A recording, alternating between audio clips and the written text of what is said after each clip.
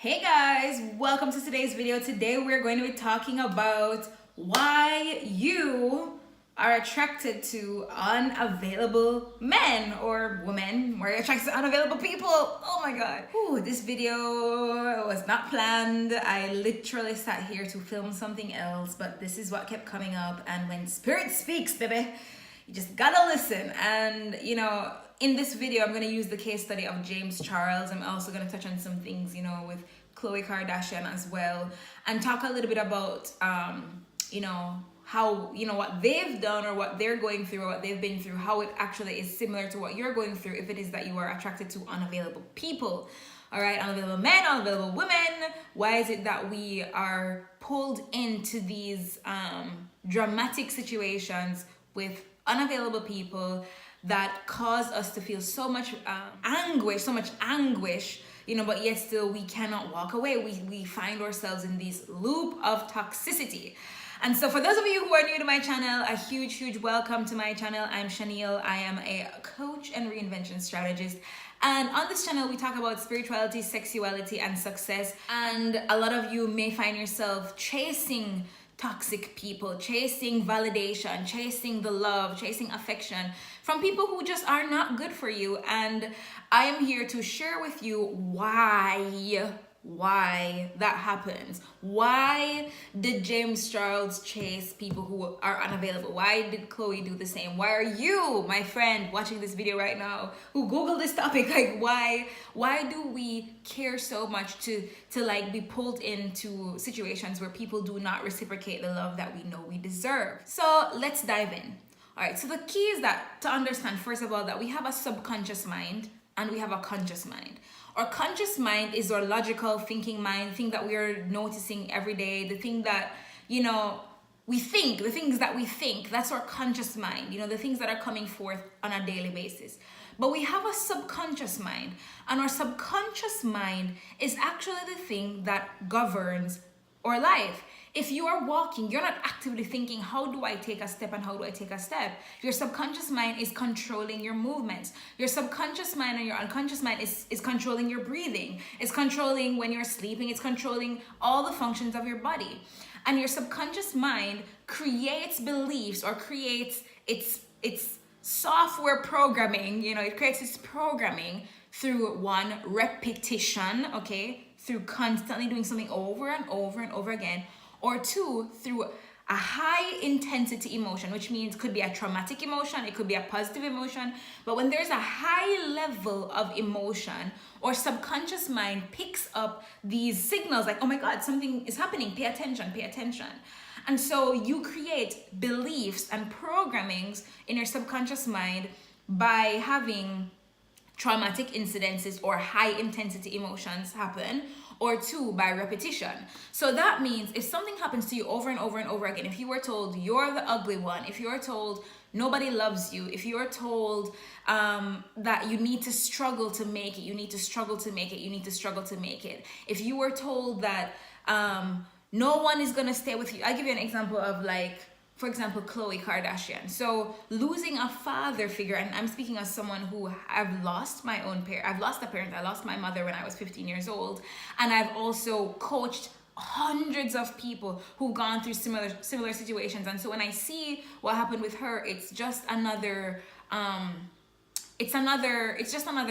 example of the same situation. So imagine having a father figure, a parent, a male figure in your life who leaves you, right? Maybe for you, maybe your father didn't die. Maybe you just never knew your dad, right? Or he just was an emotionally unavailable dad. But you have this male figure in your life, dearest person to you, who leaves you, right?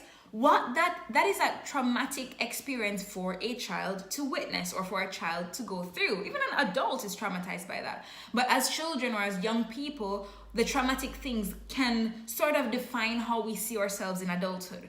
So when a traumatic incident such as a parent leaves, it teaches that child in a coping mechanism, it teaches the subconscious mind that men will never stay with you. Men will leave you, or they will be emotionally unavailable. They will not show up for you. So the subconscious mind knows this. You might find a room of 10 guys and you will pick the one dude that is unavailable, that will not be there for you, because of this programming of your subconscious mind looking for, paying attention to like bad shit to happen. Men will leave you. So you're looking to prove to yourself that men will leave you. So your subconscious mind is actively looking to validate this belief that men will leave you, that you cannot trust men. And so you're looking for it, you're looking for it, you're looking for it, you're scanning and you're looking for it. Okay, so that's one of the examples of how a traumatic experience can happen in life that makes you believe, oh my gosh, no one loves me. Or that's one of the examples of how a traumatic experience in life can cause you to then see, to pick up only the people who will give you your comfort zone, because it's comfortable for you to not have people around. So you will continue to create that situation. And as you create it and create it and create it, it becomes a habit. And so your subconscious mind also then creates that as your path of least resistance. So that's one example of how we are attracted to unavailable people. It comes from times in our lives where we experience a traumatic event and our subconscious mind created a belief system to protect us, but however, it actually was sabotaging because it helped us to look for the validation of that belief versus looking for something new, like a new belief that, oh my God, men love me, they flock after me, they all want to stay with me. I break up with everyone I've ever been with because they never want to leave me. I have to be kicking them out, I have to be dumping them because I'm so addictive, I'm so amazing, like no one leaves me, right? But if you experience someone leaving, then it's that same kind of fear that you're like, okay, people leave me. So your subconscious mind tries to prove that belief right. And it's the same with me. I remember when I lost my mom, there was a very, very long time where I did not trust other women. And it was because if the woman who was my mom left, she died. But if in my mind, in my childhood subconscious mind, this woman left me, I couldn't trust her. How can I trust anyone else, right? So it's the same kind of thing. If I can't trust my father, how can I trust anyone else? How can I trust any other man? Another example, if you look at the James Charles, because we did talk a little bit about that in the beginning, that I would address, why is it that he chases unavailable men? Now, for James, the situation is actually a little bit different than Khloe. It goes to the same kind of core subconscious beliefs that are running the show. However, with James, his belief is more around the self-worth, because if you look at it, I wrote on some notes here.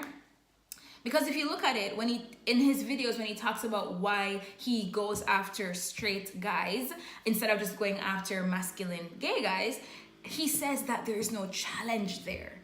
He says there is no challenge there. So one, when someone says there's no challenge there, that's the subconscious mind speaking about the core belief. The core belief is that there must be a challenge for it to be worth it. There must be a challenge for me to deserve it. It must have been hard for me to be worthy of it. So it must be a challenge. So what's the biggest challenge I can find? Well, let's try to see if people who are straight would like me, even though I'm a man. And let's see. That's a huge challenge, right? So it's, let me find a challenge. Because if it's hard, then I'll be good enough. If I get it, if it's hard and I got it, then I'm worthy, then I'm good enough, then I deserve it, then I'm amazing, then people will celebrate me. And you can see that throughout different aspects of his career, different milestones in his career, when, he became the first cover boy, or when he, had like millions of subscribers in just a few months, where he was one of the fastest growing YouTubers, right? And it's like, he got there, through various scandals like Flashback Mary and the memes and stuff. So there was a challenge there was an obstacle, and he overcame the obstacle, and because he overcame the obstacle, now he deserves to have the reward. And a lot of us have that same belief too, where we believe that there has to be drama, that there has to be a struggle. It's like, I want to buy a house. Oh, well, you know what? Let me get rejected by the mortgage company, or oh, I want to get my driving license. Oh, let me fail the exam 3 times before I can be successful and triumphant. And there's like this nobility in struggle. Like, people don't believe in life can be easy, or people don't believe that they can have a joyful time creating what they want. And even if a failure happens, instead of seeing it as, oh, well, this thing happened, let me move on, it's like a drama, and there's like this big massive thing about it. And on one hand, even though we can be angry and say like, oh, this person is a jerk and they did this terrible thing, a lot of times we have to realize that as humans, there is something called an addiction to drama. there is something called an addiction to drama, an addiction to anxiety, and an addiction to struggle. There is an addiction to struggle. And that's because when someone is struggling, when you are going through dramatic experiences or any kind of, this kind of tense, icky kind of experiences, what happens is your body is releasing histamine, your body's releasing cortisol, your body, depending on if it's a situation where you end up feeling better about yourself because of it, you're like, there's dopamine there are all these neurotransmitters and all these things being released in your body, and your brain gets a hit of that and says, oh my gosh, this feels good. Oh my gosh, what is this? Oh my gosh, I want more. So then there's this constant creation of situations of drama. And there's this constant creation of these situations. There's a reason why when we watch a series, like Game of Thrones or something, you like watch one episode and you can't stop watching, and seasons later you're still watching. It's because there are psychological triggers at the end of every episode where they open a loop, and in your brain goes, oh, I want more of this. So even if it's like a tense show, like imagine watching Harry Potter and you see Voldemort and they're fighting, and then there's like this anxiety and your body's releasing histamine and it's releasing cortisol and there's so much stress. But then at the end when he wins, it's like, oh yes, they defeated Voldemort. But then again, you're like, I want more of that again. So when they come out with the next one, it's the same with Avengers. It's the same with all these shows, all these movies and things that we're watching. Our bodies are releasing chemicals, or we become addicted to those chemicals. It's like dopamine, histamine. It's just like nicotine from people who smoke cigarettes. It's just like, it's a drug. Your body is getting certain arousals from these kind of chemicals being released in your brain. And so you don't even realize that you're looking for drama. You're looking for scandals. You're looking for challenges. You're looking for struggle. You're looking for things to make you give you anxiety, because your body senses that, oh my God, this is a normal moment. What is this normal moment? So you create situations in your life where you can get that hit again. It's like somebody who has an addiction. They're looking for that hit. They're looking for that high. And it's the same with the drama. And so why you're looking for unavailable men, one, it comes from childhood trauma and your subconscious mind trying to prove itself right. Men will abandon you, so you try to prove yourself right by searching for men who will abandon you, or creating situations in your relationship where you become abandoned, or situations where you don't believe you can have love without struggle, or you don't believe you can live or be successful without struggle, or have any joy without struggle.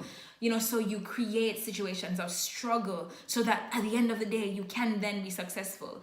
And we see when we think about like Cinderella and how she had to have the stepmom that like her dad had to die, and then the stepmom was an evil stepmom, and then the stepsisters, and they locked her up in the room, and then the mice had to like climb up with the key to try to rescue her, and she went to the ball and she lost her slipper, and like drama. And so we are taught and conditioned to see life in that way, when truly at a soul level and at a spiritual level, we are meant to have a much more joyful experience. So if you think about the Bible and any Abrahamic religion, or even any religion really, any spiritual path where they talk about creation, it was with flow, it was with ease. Look at different stories of creation, or even if you think about like science and the Big Bang Theory, it was just like boom, and then it happened. It was just like, let there be light, and then there was light. Let there be trees and grass and animals and creepy crawly things, and oh, there it is. It wasn't like God was like, oh my God, I'm gonna have to make all these plants and all these things. There was no struggle. So our natural soul's way is a way of flow and a way of ease and a way of bliss, not a way of struggle.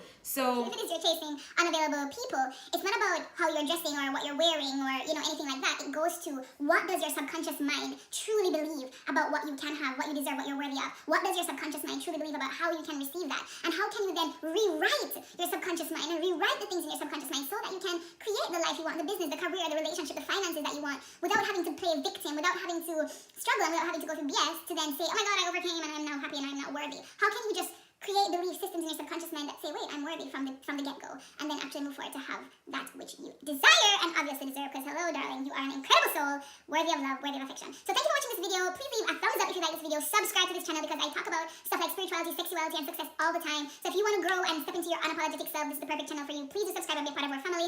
And most importantly, don't forget to check the links in the description box. I have some free audios in there, free gifts, a community, a tribe that you can come and join, and, you know, a lot of other resources for you to get supported. So, love you so much. Thank you again for watching this video. Hit that thumbs up button, hit that subscribe button, and check the link in the description so you can get your goodies and also check out some of my other videos.